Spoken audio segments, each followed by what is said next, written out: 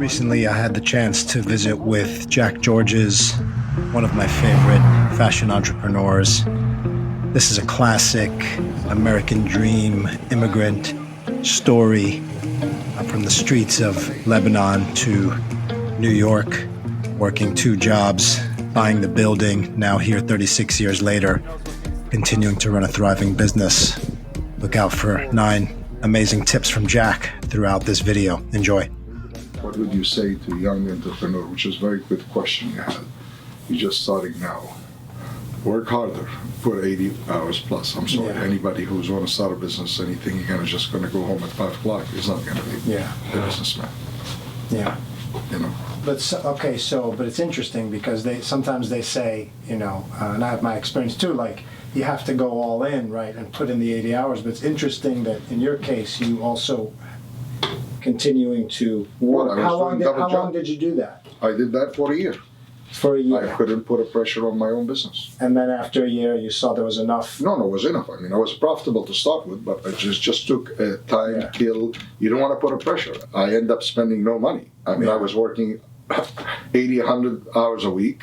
I was spending 1/3 of what I normally spend. Yeah. So all of a sudden, you were accumulating a profit as you were going. Yeah.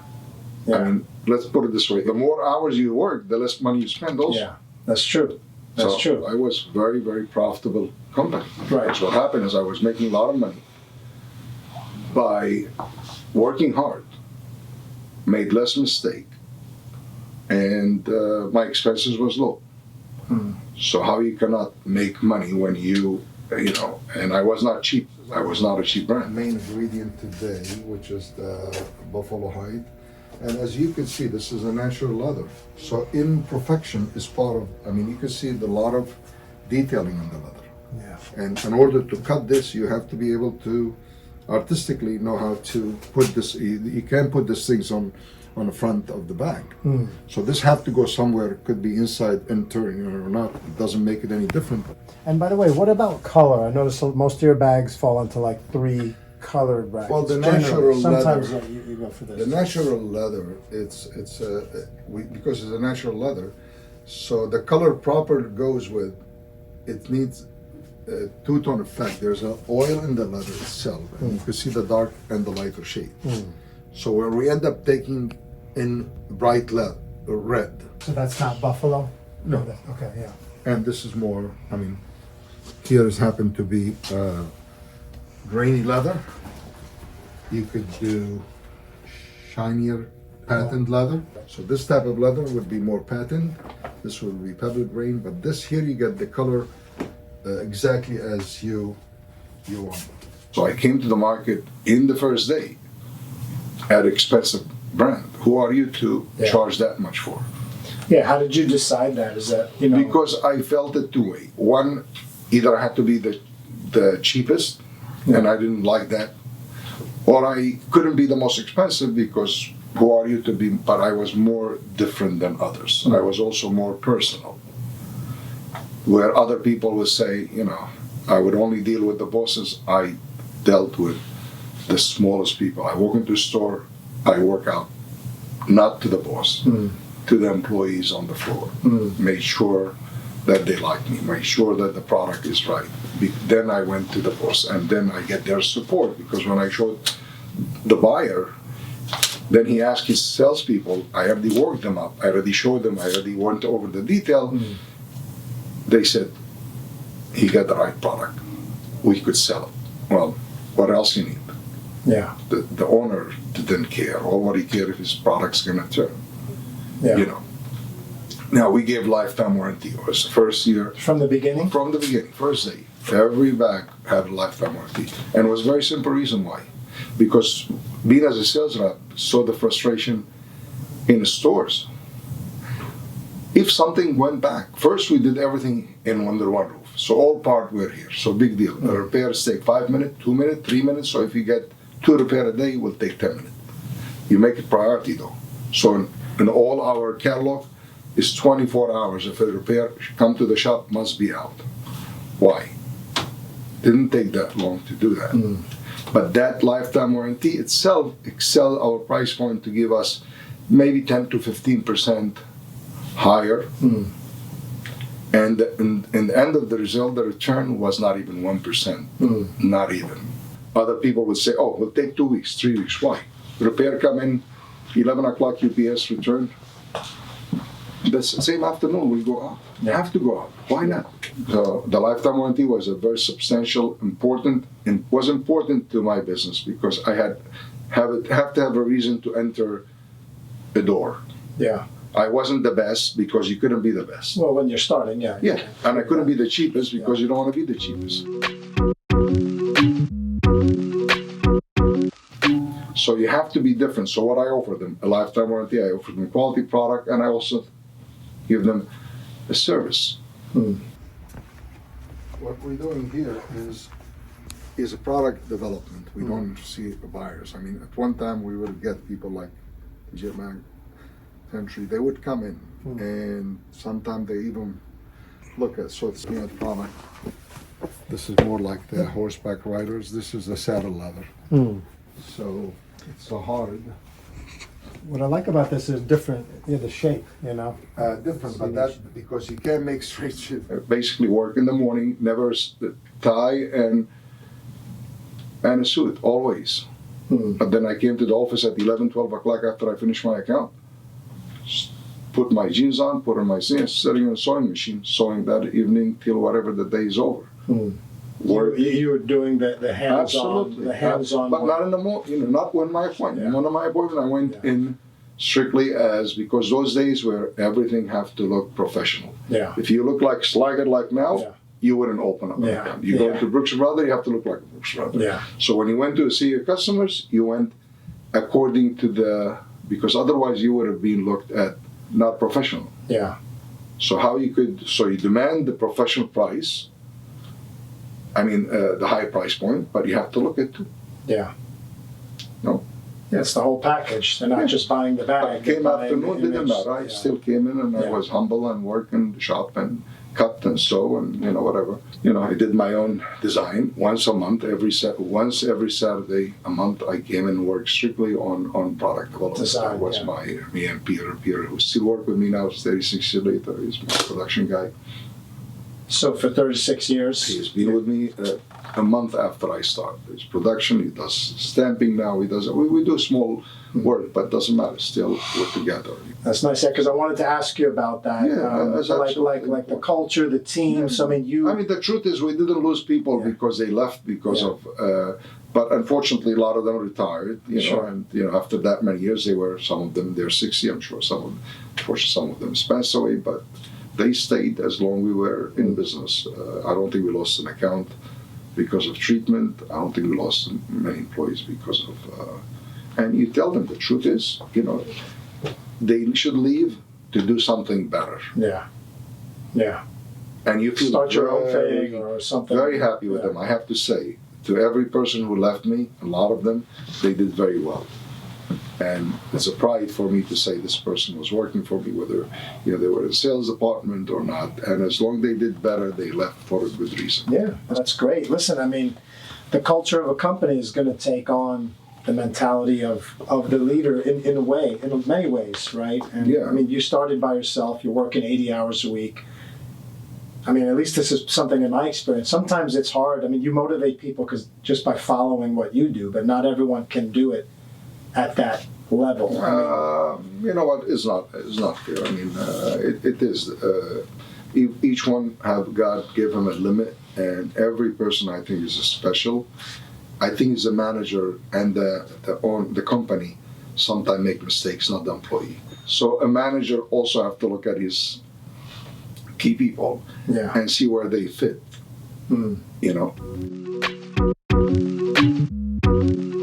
You have something where people do some customization. The stamping is a major selling point. I would say at least 60% of every order came in the past 3-4 weeks are initials. And we do it here, we do it the same day. And those are important. I think those are personalization of the bag. Make us a little different than others. Some people have access to it, some people don't. But people do like having a gift with their, Absolutely. And I think we want to focus on that part. We do custom, we do also branding. I mean, I do product for Brooks Brothers. We are high-end producers. So over the years, so I want to ask you that, like a Brooks Brothers example, like over the years, what percentage of your business is I would like say the at Jack least George's brand versus 90%. From 90% has always been Jack George. 10%, but still 10% was quite a bit business. Yeah. Also open up quite a doors sometime. And when they saw the quality is the same, they become accepting even the, so, but I have to say that was one of the things that I did. I had a guy in Madison Avenue. I did exclusive for them in the beginning to put their name on. It was the same product. And it was never co-branded. It was always just their brand. Also co-branded. Co-branded sometimes. Co-branded. Like, The high quality stores like in Vegas, we have very, very high-end retailer that we did co-brand by Jack George. Got it. Al Portal by. So this way gave them a little bit exclusivity, for sure. even though it was the same product. Yeah. But again, they felt they need the, no, today I would say anybody who want to make product for them, they want you to be co-branded because we are a high-end brand. Yeah. Talk a little bit about I know this isn't in the script here, but like talk about that supply chain for you now versus maybe when you started. Like how is, I mean, as part of how the industry's changed? No, absolutely. Or just... The start was a very simple, we are premium price, premium product line. We look at the best leather around. So my first year in business, I was doing American hide, as also I was doing international leather out of Europe, France and Italy, which is a top notch. So we were, so my first year in business, I cut my trip and I went to Cement de Cure in Paris to buy a material. So I walked into a company I worked with them before because I was a buyer for a bigger volume. And the guy looked at me like this and he said, "Jack, you little guy, work with my rep." Just like this. I was insulted. I'm not going to tell you. I mean, I'm just saying whatever. This guy ended up working and trying to sell me for years. And I said to him, I said, I'll buy from you anything I can buy from somebody else, I'll be honest. But I would not buy anything that I cannot. So I made very sure. Yeah. I bought product from him as long as I couldn't buy it from somewhere else. Yeah. But he wasn't going to be the guy who I would primary, be. Absolutely, because I didn't want to be treated. It's a relationship. I swallowed my, friend of people. Hey, Jackie, little guy, work with. So, and that was anyway. So yes. That was in the beginning, and In the beginning, and as I said, you take it. I could have, whatever. You swallow your pride until you get to your point, and. But yes, international, I had the opportunity, I have to say. I was one of those lucky guys that when I was working with Elizabeth, I became their purchasing agent in 1980. So as a young guy, I was purchasing agent, then went to raw material. Then they asked me to travel overseas to develop products. So I was in mainland China, and Taiwan, Korea in the early 80s. Probably prior to anybody who's been in that part. And so that was, so when I came to open Jack George's, I already had exposure. The connections, the exposure, the experience. Exposure, manufacturing, as I said, working from the punching a card on a table to purchasing, to product development, to sales and marketing. And so they did circle. So that was the luck, that you end up going through the cycle of changes. So you talked about when you started that every week you had your product design on, like at the beginning you were like every Saturday, I think you mentioned. Once a month I did product because I didn't want to make too many products. Right. Our focus was to open up every account could sell our product. Sure. So actually I didn't do a big line. Sure. High cookie cutters, similar items. So within the first year I opened up 170 accounts. Personally, I opened up 104 accounts and I only showed the product to 107. Only 3 accounts did not buy the product the first time they look at it. Wow. And 2 of them, they were very large retailers and they said, "We're doing you a favor, Jack." Or actually, even personally, I didn't want them to buy the line. But I had to do my job to show it to them. And if I sold them, I wouldn't be able to sell that many accounts. So one of them said to me, "I'm doing you a favor, Jack. We'll look at it next year." And he did. And I walked out of his office and I went to Neiman Marcus. This is go back first year in business in Dallas. I put a quarter in the machine. I was in Main Avenue in Dallas. I walk in and walk out with an order with Neiman. Wow. Okay, so the fact that he didn't buy, so I was able to tell Neiman, you are exclusive my retailer in Dallas. I didn't have to sell that specialty store till a year later, and that was Wow. so. You know what I'm saying? So It worked out. it worked out. Oh, absolutely. But you have to pay your dues. I went in, hopefully not. He would not buy, but to show interest. Right. Right. And exactly the same thing happened. Yes, they showed interest, but the time wasn't right. And when I walk out, instead of being upset, thanks God, I did my job. Yeah. You know, so that was a blessing. I hired 2 sales reps, one in the Midwest, which is he did 60 account, and one in California opened 25 accounts. So my first year in business, I had 186 accounts. It's amazing. Yeah. That's amazing. Accounts, not store. Yeah. Accounts. So some people have multi-stores, 5, 10, whatever. But that's really what we did. So we did cookie cutter doing the same product, you know, to enlarge our market first. Sure. Then as time goes in, you start to develop more product and maintaining those store. Right. We didn't lose any account as long as they are in business. Right. Or they were in business at the time. So, you know, for bad treatment, for whatever, you know. So Yeah, no, we know how times have changed. It's been harder for the small Absolutely. stores. And Small stores was our core. Unfortunately, that part is difficult. But again, we are change and we have to keep changing.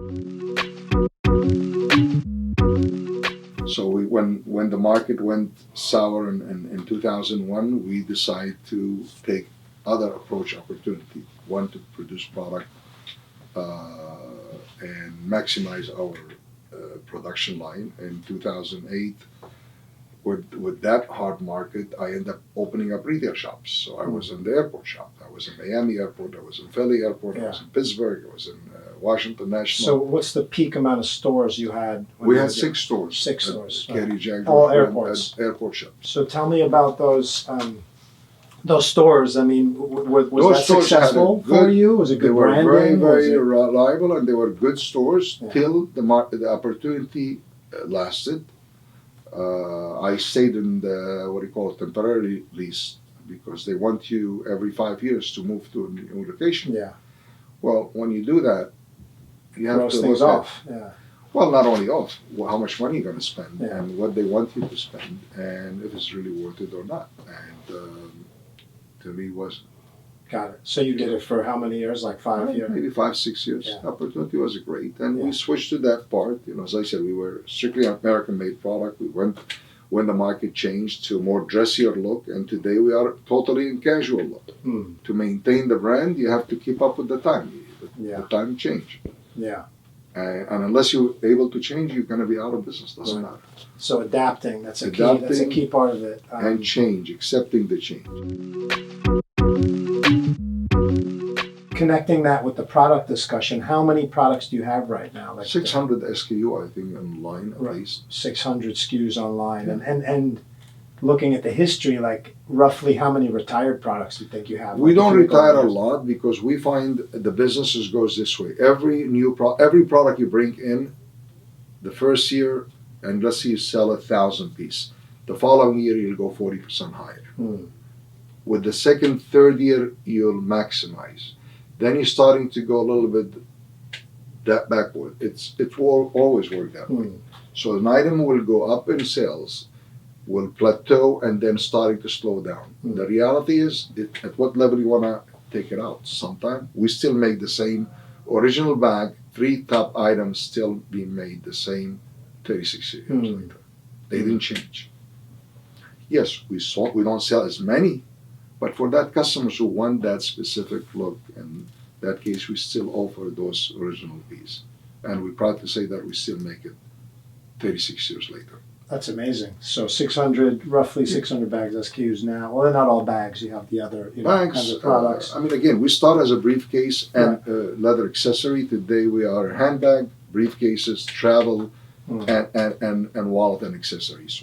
Roughly 600 SKUs, not a lot of retired product because you like to, you just maintain a smaller stock if you know the Smaller demand's stock, not there.